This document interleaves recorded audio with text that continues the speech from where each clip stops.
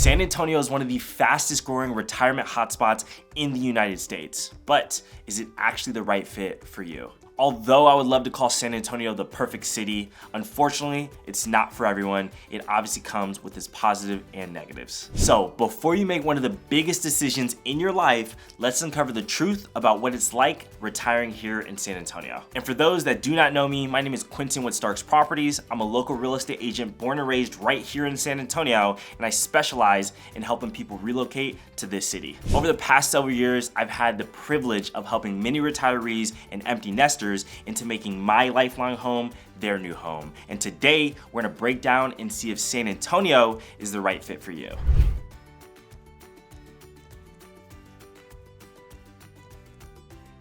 Now, San Antonio does have a lot to love, but like I said, it's not perfect. So first, let's talk about some of the things that might make you think twice, starting with the biggest one, and that's property taxes. As some of you guys may or may not be aware of, Texas does not have a state income tax, which is awesome. Definitely helps when it comes to your income tax, but the state and local governments do have to find a way to make up for that. And one of the biggest ways is gonna be property taxes. Here in Texas, we are among the 6th highest states when it comes to property taxes in the nation. So it's not necessarily the cheapest when you think of the United States, but there's definitely ways to make that a little bit easier on your pockets, and which we'll talk about here in a second. But I wanna first break down how property taxes are calculated in the state of Texas. For this example, we're gonna go based off of a Bexar County appraisal district screenshot from a random homeowner in the area. Bexar County is the biggest county in the San Antonio area, so I feel like it makes the most sense to use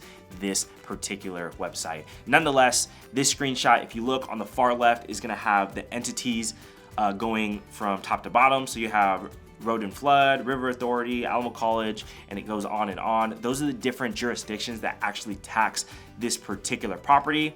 Mind you, every home and every area is gonna be a little bit different, so it really just depends on the exact area in which you're looking at. But if you go to the right of those descriptions, you'll then see the tax rate for each entity or jurisdiction with the total tax rate at the bottom. So this tax rate is gonna be a little bit better than the San Antonio average, which sits at about 2.05 or 2.1%. This one is gonna be at 1.83% again, which is pretty good. And then if we go to the right of that, this is the value in which they're gonna use that tax rate on. So it says appraised value, but I wanna make sure I stress this. This is not gonna necessarily be what you bought the home for or what the home is worth. Normally, it's a little bit less than the actual value of the home. This particular homeowner, their home's probably worth in the 300 range. As you can see, their appraised value is at 235, and you're probably thinking, Quinton, why is it so low? I'll talk about how they got theirs so low to maximize how much they don't pay, I should really say, in taxes yearly. Nonetheless, if we go to the right of that, we'll then see your taxable value. So the taxable value is actually what they tax off of. The appraised value, again, is what the mass appraisal or the tax district says they want to actually tax your property on. So this can get a little confusing, but the best way of putting it is the appraised value is before exemptions.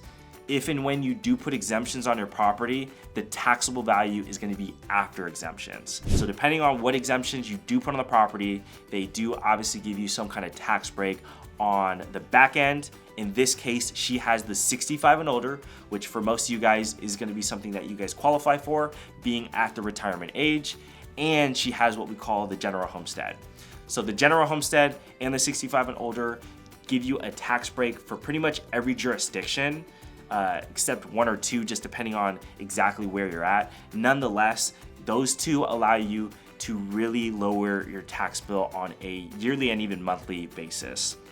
If you go to the right of that, it's gonna show the estimated taxes for every jurisdiction with the total on the bottom. Again, this is gonna be with exemptions, that 1584 number. Without exemptions is 4312. So as you can see, she saves a bunch of money just with those two exemptions alone. If you're a disabled vet and you have, 80% VA rating, you get even more of an exemption. If you have 100% VA rating, you don't pay any property taxes to a degree. Nonetheless, right, just those two exemptions alone can help a bunch when you're looking at buying a home here in San Antonio. And then if you go on the far right, it says tax ceiling. With the 65 and over exemption, you are allocated a tax ceiling for pretty much most of the jurisdictions. And essentially what that means is while you live in that home with that exemption, until you sell it or pass it on to an heir, whatever the case may be, you will have that tax ceiling, meaning you won't pay more in that particular jurisdiction than what that tax ceiling says. Again, it's different per jurisdiction. It depends on where you live. But again, in her case, she's gonna be paying roughly 15 or so $100 for the rest of her life in that home, which is amazing. You're gonna have also the opportunity to protest your property taxes every year. So you have a window between April 15th and May 15th. To show an example, I'll use the exact same homeowner, the exact same file, everything's gonna be the exact same. For that particular person, her appraised value for tax purposes was $305,000. Since she had that homestead exemption, you have a 10% cap on your appraised value going up every year. So you see that with the HS cap, it was $52,000, meaning she only paid an assessed value of $253,000 for that year. The following year, they pretty much tried to do the same thing, $305,000. You see the HS cap again for $26,000, meaning her assessed value for that year was $278,000. The following year, she finally decided to protest, and it went from $305 to $285. So instead of going up again another like $20,000, it only went up less than 10 grand, and on that, obviously she paid a little bit less in taxes rather than the huge jump. And then finally, she ended up reaching out to us. We helped her protest her property taxes this final year, or this last year, 2025, and she got it down to $235,000, right? And with that, she went from over a $2,000 yearly tax assessment essentially to just $1,500, which is absolutely insane. So compiling, protesting with the homestead exemption, which further than just the 10% cap every year, again, you also get $140,000 off not only the school district, but other different appraised values within your tax purpose. On top of that, being a senior, again, you have that tax ceiling, which is incredible. You don't have to worry about your taxes going sky high pretty much, I'm not gonna say ever, but for the most part over a long period of time. So if you compile all of that, it truly does help make property taxes in Texas a lot more affordable.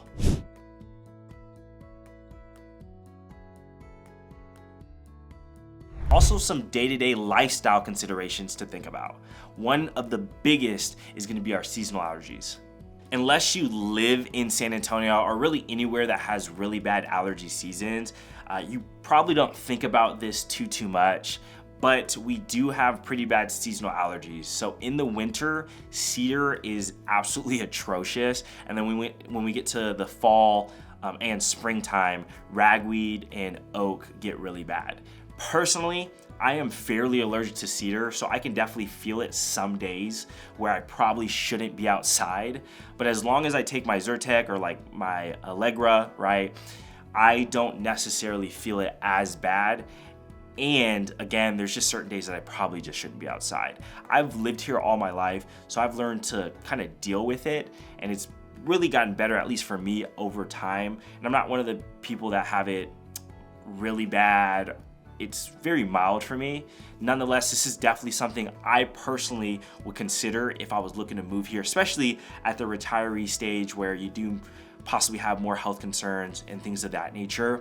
My biggest and best advice to you would be coming during one of the seasons. So if you're allergic to cedar, coming during the winter while you're doing your discovery visit in San Antonio and seeing if it does or doesn't affect you to a certain degree. Obviously, if it's unbearable, San Antonio probably doesn't make sense for you. But if it's very mild and you still can live and thrive here, I obviously would highly consider San Antonio.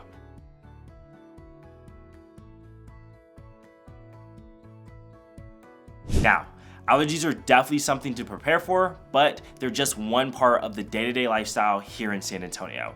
Another huge factor that retirees notice pretty quickly is gonna be the traffic. Between the rapid growth, the constant construction, and I'm gonna put an emphasis on the constant construction, alongside San Antonio being a very popular tourist destination, getting around the city can sometimes be very annoying. With San Antonio being the 7th largest city in the United States, and we actually just got pushed up to the 2nd largest metro in Texas, it's almost inevitable that traffic does come up. And if you're looking at San Antonio, you probably have already heard that traffic isn't that pleasant here. However, there are certainly times of day, just like any city, where you do and don't want to travel, as well as times of year. When Fiesta comes along, or the Final Four's in town, or maybe a huge convention, or whatever reason tourism is just through the roof, it gets even worse. When it's off-peak times of the year, I will say, as long as you're not going during absolute rush hour, it's truly not that bad. Where it does get really bad is there's major roads and major highways that have literally been being constructed for like the last decade, which is absolutely annoying. Our growth is just outpacing our infrastructure. Nonetheless, those are the areas where it can get really annoying, and that's why you see a lot of people kind of leaning in towards living outside of San Antonio city limits, so they don't have to necessarily go all the way into town or go into some of those more highly congested areas to actually shop, dine, do whatever they have to do on a day-to-day basis. Most of these outskirts areas in San Antonio are almost like hubs where you have pretty much everything you can think of within miles. With all that being said, San Antonio does have bad traffic, but if you put it into perspective, and for those that are coming from areas that are highly congested, like Houston, like Dallas, like Austin, and if you even go outside of Texas and go to like Miami, Orlando, New York, LA, San Diego, some of these places that have atrocious traffic, we're definitely not that bad. But again, it is something to consider with us being such a large city.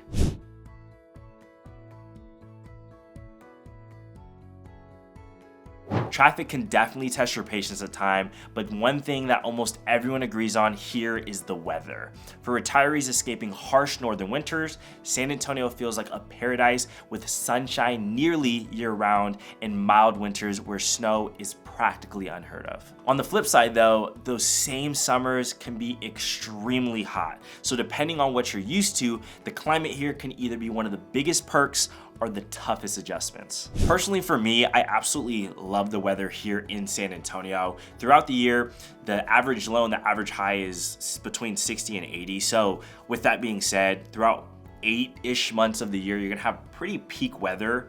The only downside is going to be those summer months, because you will have, every once in a while, a 100-degree day, and the average is gonna be like 87, 88 up to like 85, right? And that range is where most of the days end up peaking out to be. Regardless though, if you are from a warmer climate, you're probably not gonna necessarily need too much adjustment. For those that are coming from winter, extreme winter climates up north more, that's when you're probably gonna have to adjust a little bit more. But what I will say is we do have, or at least I have helped a lot of snowbirds that maybe will have a secondary house here. They'll live here or stay here during the winter and then have that summer house in Maine, Minnesota, Illinois, wherever they come from. So that's pretty common here. Now transitioning into the winters a little bit more, like I said, the average between the winter times is going to be really between 40 and like 75 degrees. So very mild winters. We rarely get snow. We've had snow every probably like 3 to 4 years in the past. The worst we've ever had it was the thing we call Snowmageddon. I want to say it was back in 2021. It was like a week straight of just snowing. That is a very rare occurrence here in San Antonio, and really severe weather as a whole is fairly rare. The main items we get would be hail. We get hail pretty often depending on where you're at in San Antonio. And we also do get flash flooding every so often. But I want to say there is a new local bill going into place where they're looking at implementing more of our tax dollars to help with the flooding situation. Regardless though, those are going to be the biggest two of the severe weather that we get here in San Antonio. We're outside of Tornado Alley. We're too far from the coast to really get hurricanes. And like I said, it doesn't necessarily get too cold here to get snow on a very reoccurring basis, which brings me kind of to my next topic. The sunshine year-round helps a lot with outdoor activities. I've personally golf. I golf a lot, but I've personally golfed very often during the winter because it's so mild and it feels so good outside that I kind of prefer golfing then. I wouldn't rather golf during 100-degree weather. And then on top of that, I've actually gone to the lake during the winter a few times in January. I want to say last year and the year before, actually 2 years in a row. So again, our winters here are very mild, which is nice, and we get so much sunshine year round.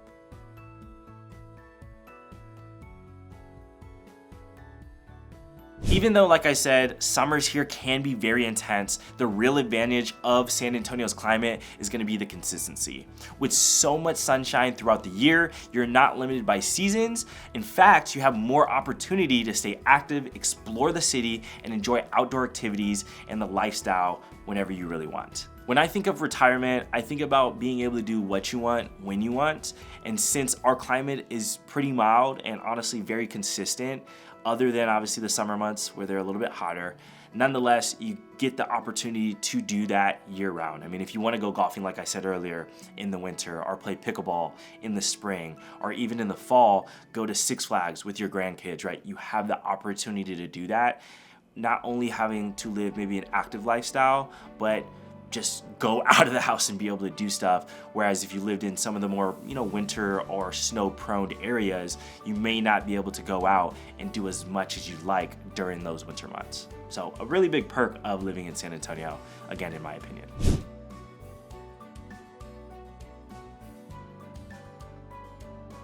Of course, enjoying life here isn't just about what you can do in the city, it's about where San Antonio puts you. Its central location really opens up doors to so many travel opportunities, whether it's locally in-state, nationally, or even internationally. Like I said, with San Antonio being so centrally located within Texas, you have so many opportunities within the state travel-wise. If you go north into the Texas Hill Country, you'll get into Fredericksburg, which is kind of that small town Texas vibe. They have great shops, some great dining up there, and a bunch of wineries if you want to just take a day trip and just enjoy some great wine. Alongside that, Austin's not too far. It's about an hour and a half or so away, just depending on where you're at in San Antonio. And they have a completely different culture going on in Austin, which isn't necessarily bad, but they have other good food, other good entertainment. Bunch of stuff comes to Austin event-wise, which is great.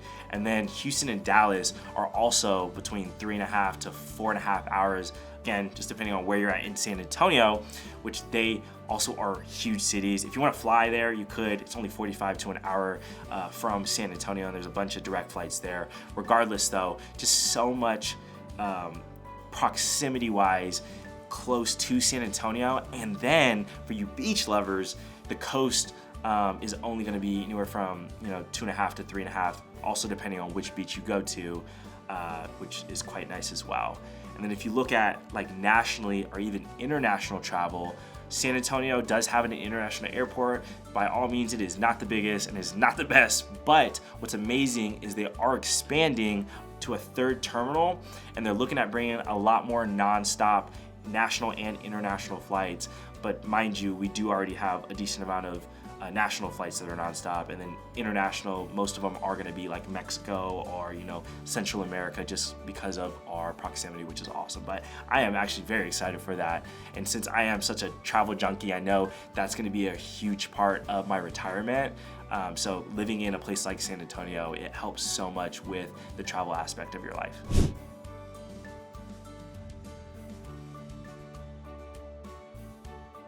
All right, so I know this is probably the most anticipated topic that you've been wanting to hear throughout this whole video. Let's now talk about one of the biggest factors retirees look at, which is cost of living. San Antonio consistently stands out as one of the most affordable big cities in the country. And when you actually compare it to other popular retirement spots, the difference is eye-opening. I mean, especially when you factor in that Texas has no state income tax, which helps stretch your retirement dollar even further. Here's how that affordability really breaks down. So housing is going to be roughly 21% more affordable than the US average. Utilities is going to be roughly 18% lower, which, trust me, it helps your wallet so much in those summer heats, especially with that AC bill. Nonetheless, the Area where it flips a little bit is gonna be healthcare, which is about 16% higher than the US average. Again, that's gonna be the one area where cost does get a little bit steeper here in San Antonio. But keep in mind, San Antonio is home to the South Texas Medical Center, which means world-class service right here in the city. Often when you see the smaller towns that are retirement cities, you don't see as much availability or opportunity, but we'll talk about that here a little bit more in a second. On the big picture side, San Antonio's overall cost of living is about 9% lower than the US average. Now let's compare that to some of the top retirement destinations in the United States. If you look at Naples, Florida, it's about 13% higher than the US average. Sarasota, Florida is 5% higher, and Charleston, South Carolina is 12% higher. Stacking them up, San Antonio isn't just affordable, it's dramatically more affordable while still giving you the culture, food, and amenities of a big city. If we take a look at housing in particular, this is where you'll see the biggest savings. Like I mentioned earlier, over 20% more affordable than the US average. The median sales price here in San Antonio, according to our local MLS, is about $308,000, whereas the US median is currently just over $400,000. And if we take a step back and look at the previously mentioned retirement hotspots, Charleston, South Carolina is currently at $580,000, Naples, Florida is at $550,000, and Sarasota, Florida is at $420,000. This meaning that San Antonio isn't just well below the national median, it's substantially better than many other retirement hotspots, but even further than that, it's currently the most affordable major metro in the state of Texas. For retirees, this means you can upgrade into a newer and bigger home or into a nicer community without stretching your retirement dollars.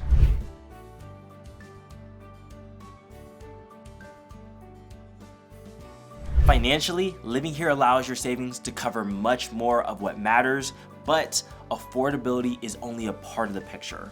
The other piece retirees care about just as much is access to quality healthcare. Like I mentioned earlier, San Antonio is home to the South Texas Medical Center, which is one of the largest healthcare hubs in the region. This means you're not stuck driving hours away to see a specialist, whether it's cardiology, cancer treatment, or even cutting edge research. It's all right here in the city. For retirees who are also veterans, San Antonio is even more attractive. We have multiple strong VA facilities and of course, access through Joint Base San Antonio. Military retirees benefit from added services, plus with San Antonio's deep military roots, you're in a community that truly understands and supports our veterans. So while the cost on paper might be a little bit higher, the trade-off is that you get quality, variety, and availability of care that you won't just find in many other retirement destinations. At the end of the day, San Antonio may not be the perfect retirement destination for everybody, but if you're looking at prioritizing affordability, a lower cost of living, and year-round sunshine, San Antonio can be a prime spot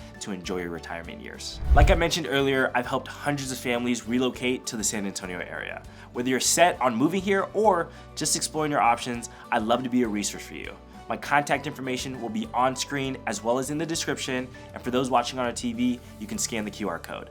Please don't hesitate to reach out. I'd be honored to help you and your family with this next chapter. I've also put together a community tour of the newest 55 and older Del Webb community in New Braunfels, Texas, which I think could be an amazing place to call home. If you'd like to check out that video, click here, and I'll see you on the next one.